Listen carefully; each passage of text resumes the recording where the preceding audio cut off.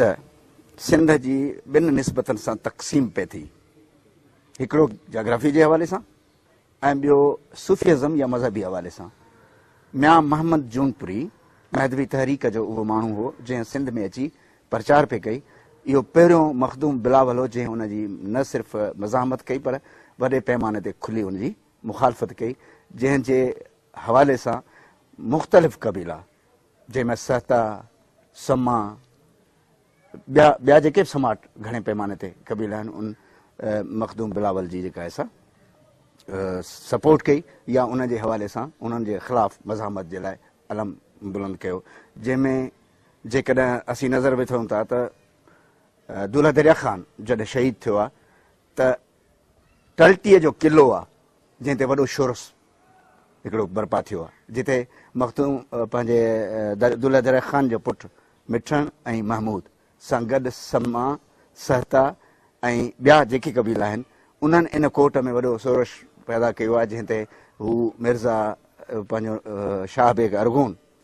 तमामु ॾमरियो आहे। जॾहिं टलटी ते कड़कियो आहे त टलटीअ खे ताराज करे छॾियो आहे उन्हनि जे माण्हुनि। पर असांजा जेके बि हिते जा माण्हू दलेर हुआ उन हिकिड़ी वॾी दलेरीअ सां पंहिंजी सिंध जी दिफ़ा में मखदूम बिलावल उन्हनि जी सरपरस्ती पे कई। मखदूम बिलावल जी बिलाली तहरीक उन्हनि माण्हुनि जी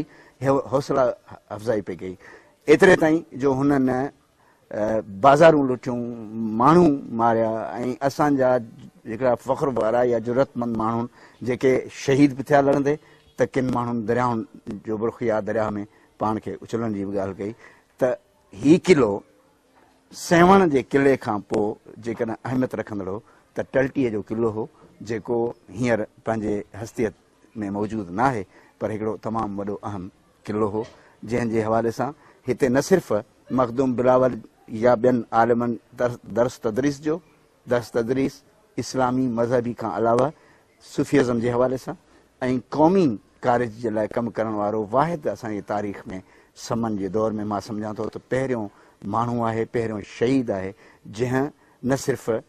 पंहिंजे तर जे पर पूरी सिंध जे दिफ़ा में हिकिड़ी तहरीक हलाई, सिंध खे विरहाइण, सिंध जी यकजहती खे ख़तमु करण खां रोकण जे लाइ हुन पाण खे